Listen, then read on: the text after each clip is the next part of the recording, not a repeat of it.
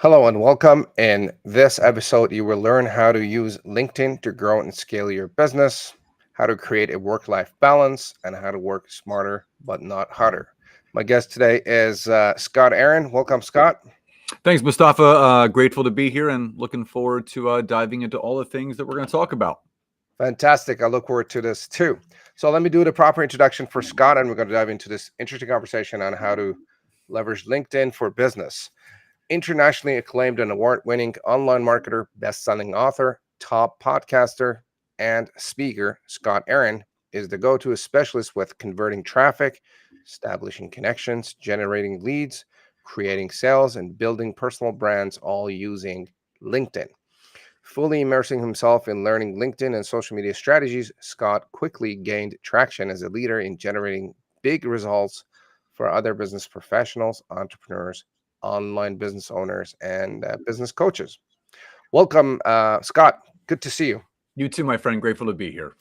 Where about are you? New Jersey, just outside of Philadelphia. Fantastic. And what's the day like today? Raining and cold. Oh, what's Not, that? not so much the spring weather that we were hoping for. My camera's a little. Yeah, our weather up here in Canada is just the temperature keeps going up and down. Like it was 17 degrees Celsius yesterday, and I think it's going to snow today. Yeah, So, it's been a little weird. there, I know it's April yeah, showers bring May flowers, but it's usually a little warmer at this time of year. And baseball has started, so it's going to be pretty cold being out on the field this coming weekend. absolutely. So, Scott, what is your story? So, to give you I would say the short version, I've been an entrepreneur my entire life. So, I tell people that I've been psychologically unemployable since day one. I started in entrepreneurship when I was 19 years old. It was the meeting of, I would say, two pivotal moments in my life. The first one, failing out of university after only 3 semesters, just got too caught up in the whole social aspect of college. Did end up graduating in 5 years at a local university in Philadelphia. I immediately re-enrolled and kind of continued down that road. But in the time that I failed out to coming home, my father had also been going through his own struggles in business and ended up landing in federal prison for 2.5 years for an insurance fraud case that he was involved with. And prior to that, he had taken over and bought out a failing fitness club in downtown Philadelphia that was turned over to me as a 19-year-old teenager. So I kind of had to reinvent myself in college, but also reinvent myself as a business owner as a 19-year-old teenager, not knowing anything about how to run a business, how to grow a business. But I would say it was the best learning experience possible because I learned about the power of resiliency, but also the power of human connection and being a problem solver. Because in the fitness industry, people are coming into that gym to have their problems solved, whether it's looking for a place to work out, looking to lose weight, gain weight, build muscle, whatever it is. I had to be in that solution-oriented mindset, which really prepared me for all the other stuff that my wife and I are doing today in our coaching and consulting business. And for me, I had a great 18-year run in the fitness industry from 1998 to 2016, 3 different health clubs, a full book of personal training clients. But in 2013, I got sick and tired of trading time for dollars, because if I wasn't training, I wasn't earning. But the second, my son was about a year old at that point, and I wanted to be available for him. And when you're getting paid by the hour, I couldn't afford to take time off. And I wanted to have I wanted to have a leverageable business where I found that as much as it was possible, that harmonious balance between work and life. And at that point, I started to look at the psychographics and the demographics of my clientele that was seeing me in person as a personal trainer. And I realized that they were all business professionals. They would see me on their way to work, on their lunch break, and on the way home from work. And I said to myself, if these people are able to see me in person, there has to be a slew of people online that would benefit from my nutritional counseling or my online workout regimens. And that's where kind of LinkedIn piqued my interest, where I'm like, okay, this is where all business professionals are. So why don't I start leveraging the platform? Changed around my profile, started searching, connecting, messaging. Within a few weeks, I had a full book of connection calls, and within 8 months was able to almost fully replace what I was making as an in-person personal trainer, but now online. And a lot of my friends within the industry caught wind of it, started asking for some help, started showing them what I was doing. And one in particular got back to me and said, listen, not sure what you discovered with this whole LinkedIn thing, but I have 14 appointments booked. You should be teaching and consulting others how to do the same thing. I'm like, what do you mean?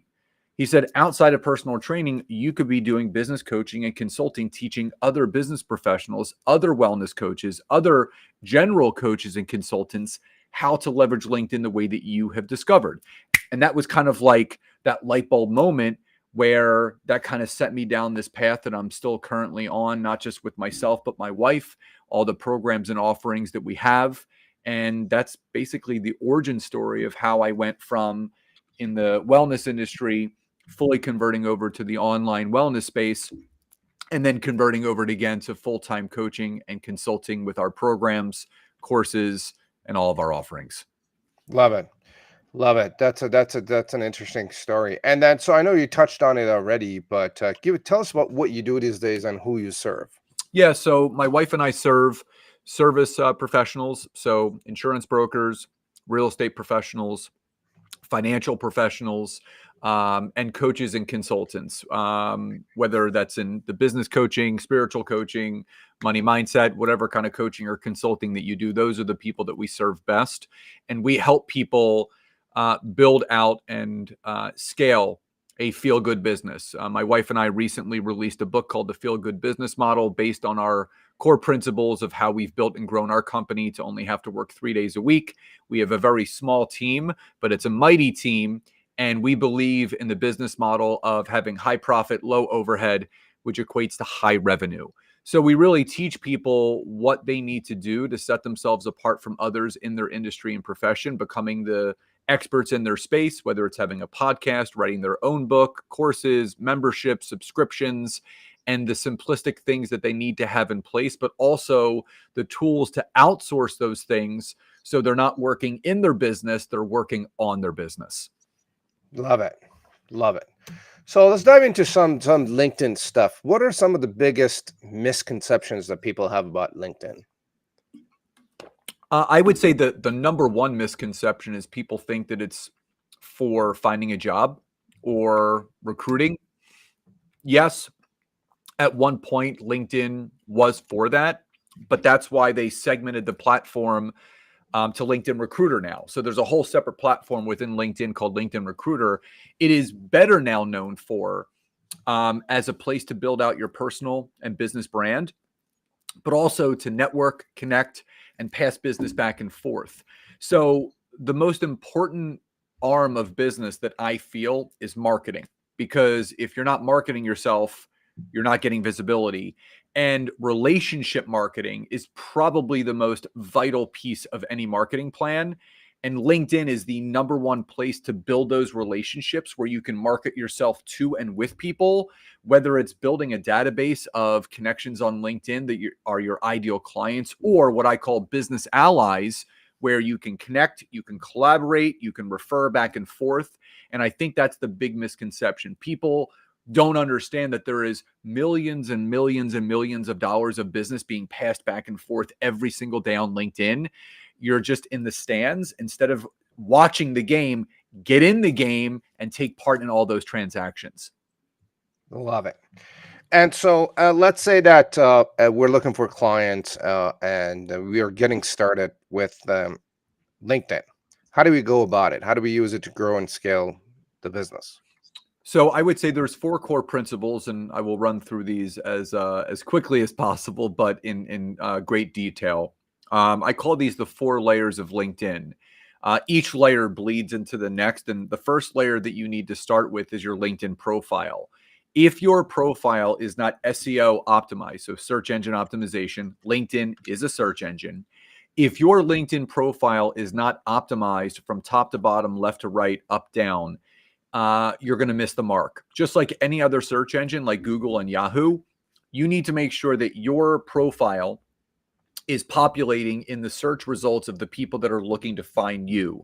So you need to set your profile up from a keyword respect in the types of people that you're looking to connect with from either an ideal client standpoint or a business ally standpoint. So using keywords, whether it's marketing strategy, lead gen, whatever your core focuses are, they need to be highlighted in that headline section of your profile. Also making sure that your about section is filled out properly, making sure that it's written in first person, that it's at least 500 words in length. There are specific skills that are listed because people need to know your expertise if you want to work with them, but also a call to action, taking things from online to offline. It's key. You don't want to stay on social media all the time. You need to create that journey to get people off of the platform where the real nurturing can begin, but also making sure that all the sections are filled out. Your experience section, your volunteer experience, courses and certifications, licenses, awards that you've won or you've been honored with throughout your business and professional career. So take the time to really optimize and fill out every single one of those sections within your LinkedIn profile. The second layer is building your network. And going back to something that I said a few minutes ago, your connections should be an exact depiction of two different types of avatars. The one avatar is your ideal client. Now, this could be from a business profession standpoint or an industry standpoint. So for me, when I'm on there, I'm searching for coaches, consultants, course creators, service professionals, accountants, lawyers, people that we serve, podcasters, authors. And then from a power partner standpoint or business ally standpoint, who are some people that you can align yourself with where you can do collaborations, much like you and I are as podcast guests? We've interviewed each other. That is what I can tell you is LinkedIn is such a great place to connect with other great business minds because we're always looking to support each other. So it's really easy for me to go on there, search for business podcast host, send them a connection request. When they accept, then I can openly just message them and say, hey, I see you have a business podcast. So do I. Let's support each other's podcast by interviewing each other. Are you open to that?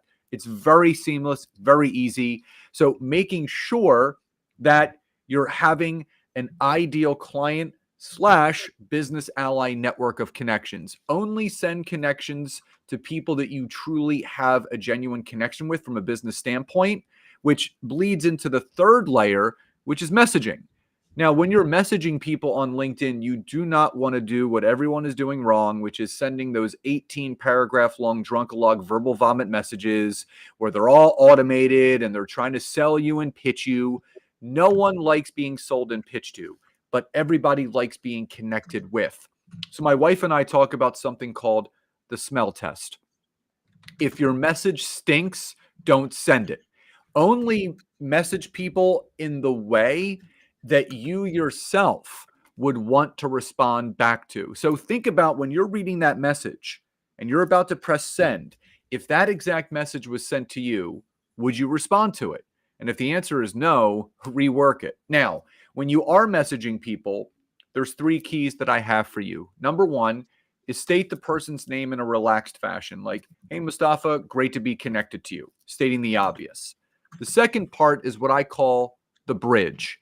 And this is where you acknowledge or make visible a connection point between yourself and the other person that's very clear and very apparent, where that person is going to sense that relatability as well. And it could be, hey, Mustafa, it's great to be connected to you. I saw that you had a business podcast, as do I. Would love to hear about your show, share more about mine, and see how we can support one another here on LinkedIn. Now, what that's doing is it's just letting that person know, hey, I'm here. I see we have the relatable connection point with our business podcasts. Let's help each other grow. Now, the third and final thing is a clear and specific call to action.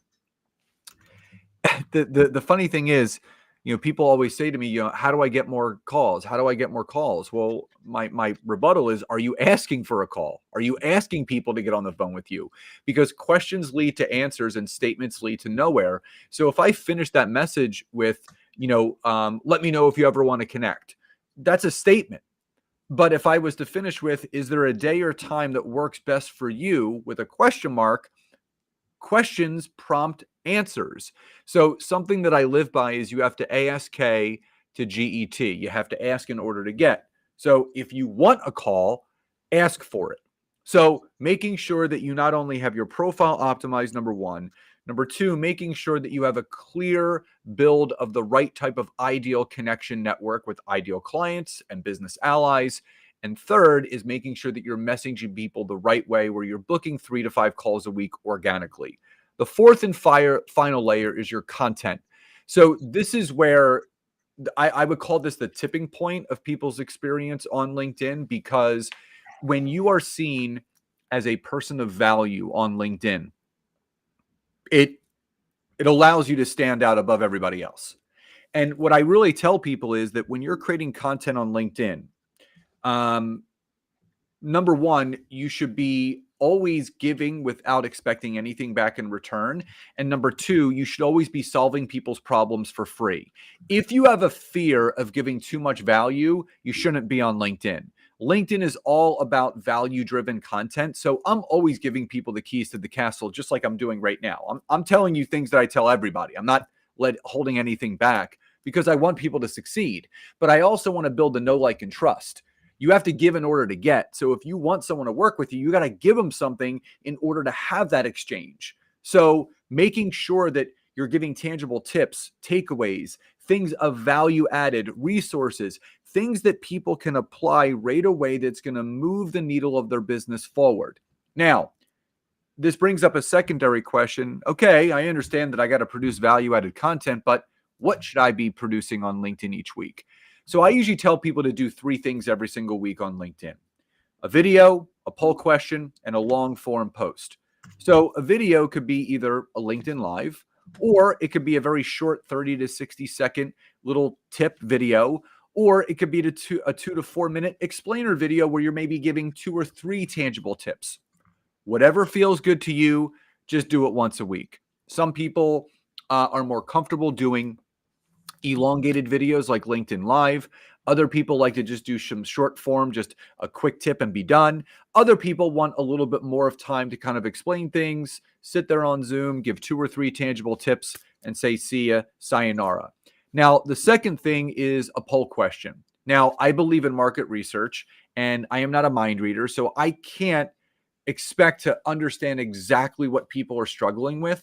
And that's why I poll my LinkedIn audience at least once a week. And a simple question would be, what are you struggling most with on LinkedIn? Optimizing your profile, building your network, or closing sales. Other comment below. So now I'm posing this question to my network, and what that question is revealing to me, what they're struggling with. So then I can use those responses as future content. So using that as an example, say someone, the majority of the people that voted in that poll said they're struggling with optimizing their profile. Well, what I can do is if I have a LinkedIn newsletter, or if I just want to write an article, I can give 4 or 5 written tips of how to best optimize your LinkedIn profile. So now everything is succinct, and I just continue to rinse, wash, and repeat that process: video, poll question, and long form article, newsletter, or post. Now, as far as days of the week to do it, I usually tell people Monday, Wednesday, and Friday. But there are some contradictive statements where people say Tuesday, Wednesday, Thursday is better, because people on Monday are kind of getting back into the work swing from the weekend, and Friday they're kind of checked out because they're looking forward to the weekend. I would try both. Try posting Monday, Wednesday, and Friday for a few weeks, and then try posting Tuesday, Wednesday, and Thursday, and see which of those 2 scenarios produces better and more organic engagement. So I know that was a mouthful, but those are what I call the 4 layers of LinkedIn to get people started on the platform. Love it. That was really great detail about that. Do you ever post on weekend? What's it called? Do you ever post on weekend on LinkedIn? Oh, so If I ever do a post on the weekend, it's what I've seen perform the best. And I like to do split testing, which means, for those that don't know what that means, is you try out different things, you measure the KPIs, the key performance indicators, and the metrics, and see what works best. So I've tried video content on Saturdays, I've tried posts on Saturdays, I've tried templates and documents. But the one post that if I'm going to do something on the weekend that works every single time, are polls. I don't know why it is. I think it's more just people are in weekend mode and they want something really easy to engage with. And a poll question is very easy to do that. So they can just click whatever it is. So my suggestion is, if you're going to do something on the weekend, whether it be Saturday or Sunday, ask another poll question. All that's going to give you is more market research to produce further content. Love it. So the 4 areas that you talked about was number one, your profile, make sure it's 100%. And I think LinkedIn has a little tool that it tells you whether it's complete or not, and it kind of bugs you about it. It'll say beginner, intermediate, or expert. It'll tell you, like, add your summary, add this section. So yeah, it's very self-intuitive. Then you want to build your network of ideal clients, or what I call referral partners or power partners. So people that you could do business with back and forth and send referrals back and forth. The next piece was your messaging. Make sure you don't send spammy, annoying, long messages that nobody cares about. So I'm guessing that you would keep the messages short there and to the point, right? Yeah. I mean, I would say 6, 7 sentences. All one paragraph. Don't space things out. Don't sign your name, because that replicates some of the automated software that people are using that goes against the user agreement. So people don't understand, when you click the user agreement checkbox when you start your LinkedIn account, you're agreeing that you're not going to use software that connects and messages for you. So if you're using software that does that, you run the risk of getting kicked off the platform. That's why you want to do things as organically and as naturally as possible.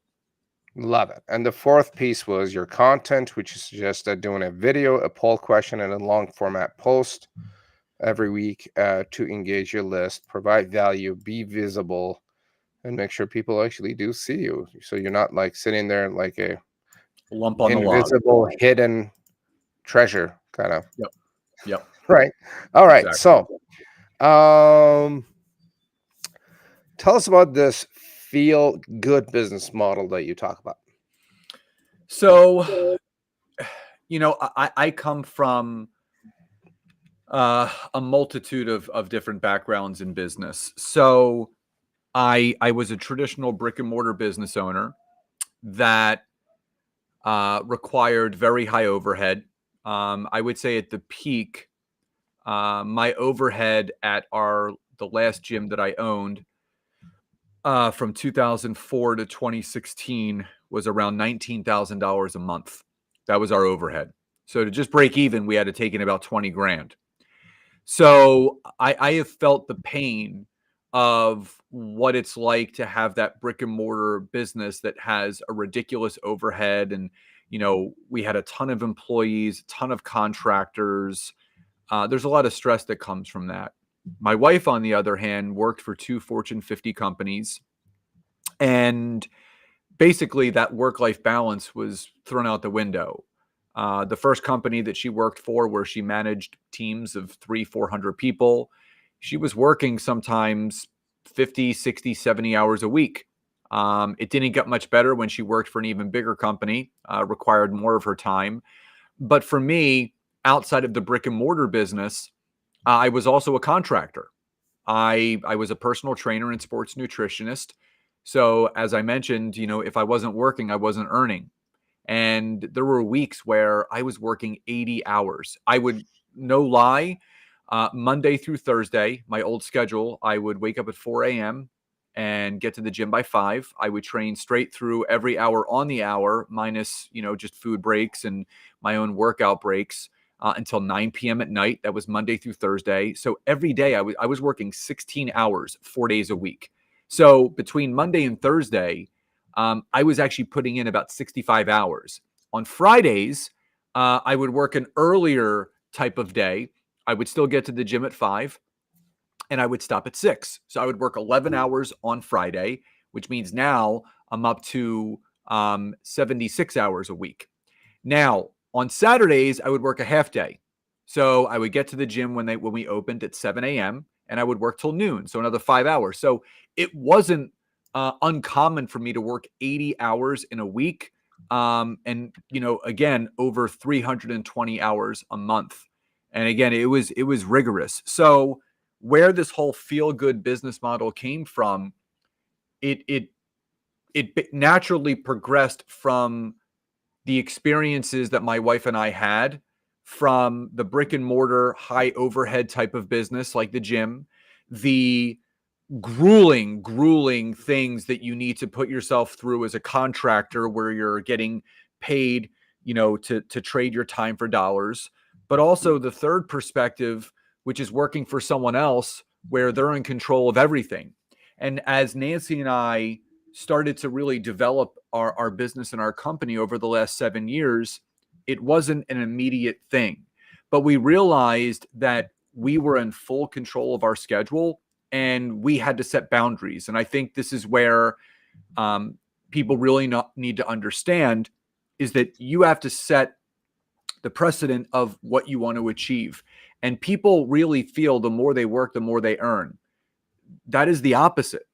Nancy and I work Mondays, Tuesdays, and Thursdays now. We start our days at 11 a.m. and we finish at 4. We work 5 hours a day, 3 days a week. We work 15 hours a week. And our revenue year in, year out goes up between 10 to 20% every single year for the last 5 years.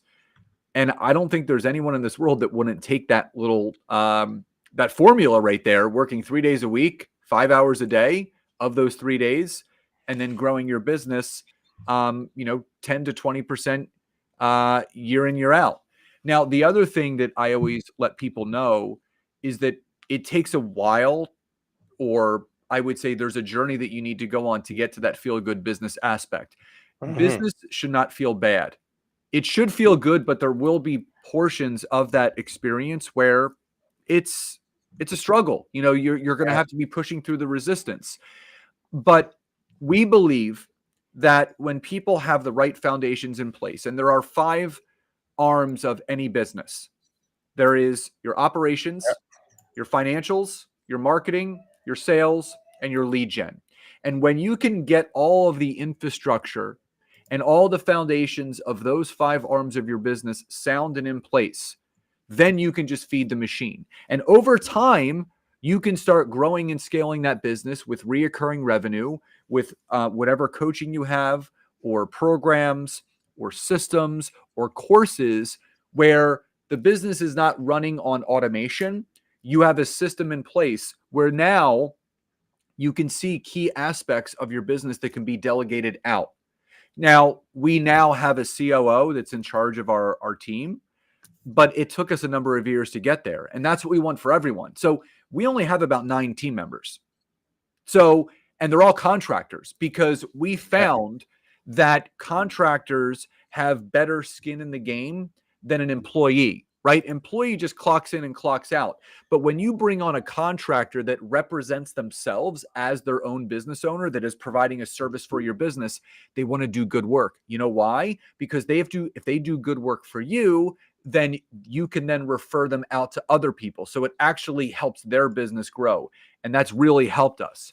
Now, the Feel Good business model is also predicated on making sure that you are looking at your revenue numbers. So many people grow and scale too quickly where they feel like, I'm going to hire a bunch of team, and before you know it, you're only running at a 20% profit margin.